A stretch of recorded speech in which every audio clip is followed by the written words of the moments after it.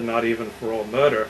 So then the way husbands and wives relate, or people in community relate, Judaism has the most systematic, developed, ethically sensitive and wise system of ethics of any system in the world, religious or secular. I think the Jewish system of ethics is the wisest, the most profound, and the most ethically sensitive.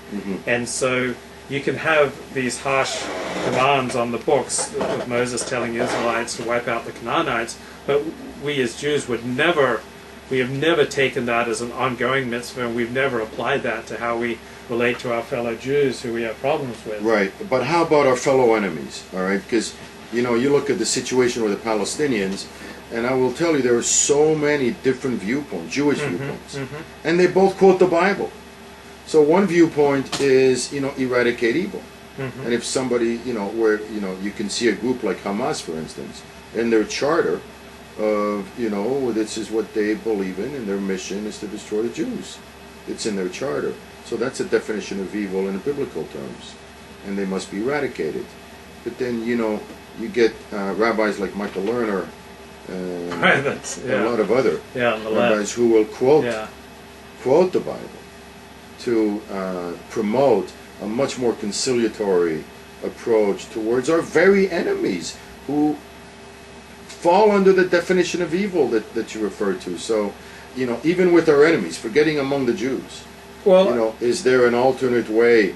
Do you have, can you look at the Bible and see an alternate way of dealing with it?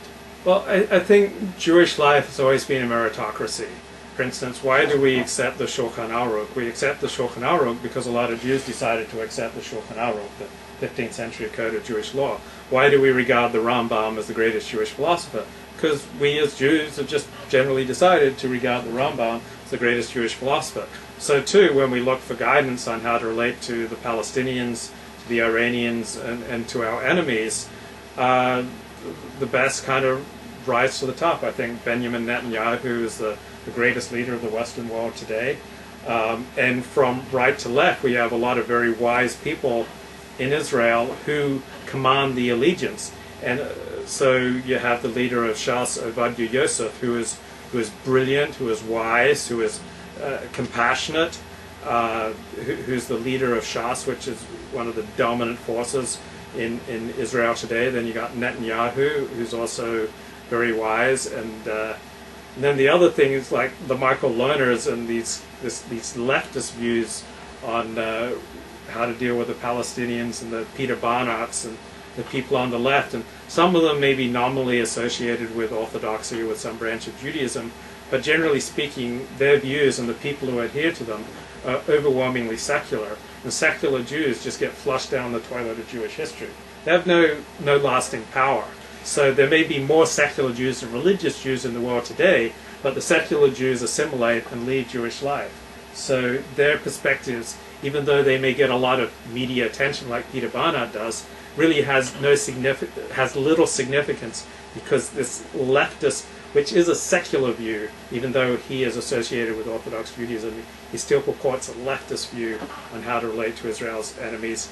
He and those who subscribe to his views are overwhelmingly just going to assimilate out of Jewish life. And it's the Orthodox and the people who study Torah and who observe Torah who will dominate Orthodox life. For instance, in Jerusalem, 62% of kids in kindergarten are Haredi.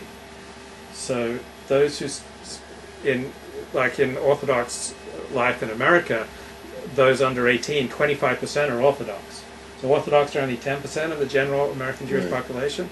But it's those who cleave to the Torah, study the Torah, and perform the Torah will have the most influence on how Jewish history, Jewish life, and Jewish relations with its enemies is played out.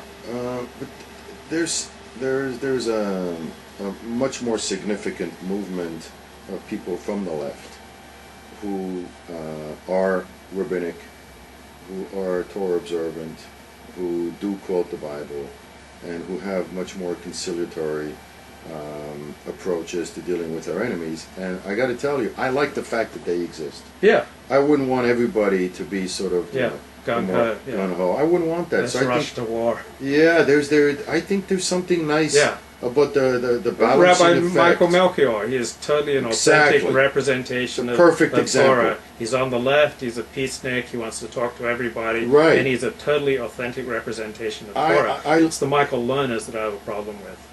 I see, because they go But too far. Melchior, Right. I think Right. Melchior is authentic to Torah, and Right. I think Lerner, who's basically a Marxist, is authentic to Torah. But it fascinates me that you can be equally authentic to Torah and have come up with completely, yeah, different definitely. conclusions and Yeah. different approaches. Yeah. And I think that's one of our strengths.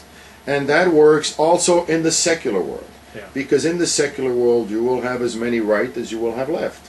Now, I think over the years, we have a little less left now. Yeah. Because so many Jews in Israel especially felt burned Mhm. by that. But there's that tension of how to deal with our enemies. And I like the tension. Yeah, yeah. I like the tension. Yeah, it's no good having all one perspective. I mean, there's one thing I don't think we have to worry about with Jews is the lack of competing voices. We'll always have a lot of voices. We always will. Yeah, the voice that turns me off is the voice that tries to negate another voice. The voice that says, your voice is worthless. Mm-hmm. Somehow we are very tolerant when it comes to religion. When it comes to Reform, Conservative, Orthodox, that's an easy call Mm-hmm. to be a pluralist Mhm. when it comes to religion and to be religiously tolerant. But when it comes to being tolerant in terms of activism, for some reason, that's different. So you will find people who are very tolerant religiously, but when it comes to Israel, they're not as tolerant. Yes. And they Yes. will not accept. And we're constantly sort of trying to change each other and to have you believe what I believe and vice versa.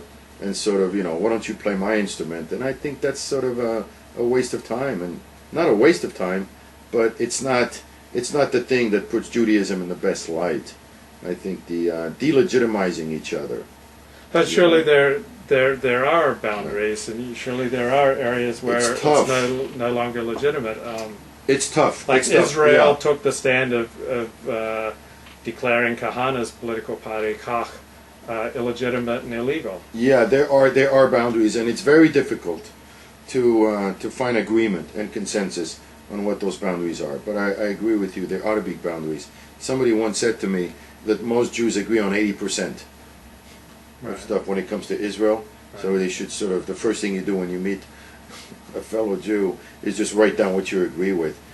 In all the arguments and the heated debates that we go through, what gets lost in the chaos, what gets lost in the noise, is the extent of how much agreement there is among so many Jews.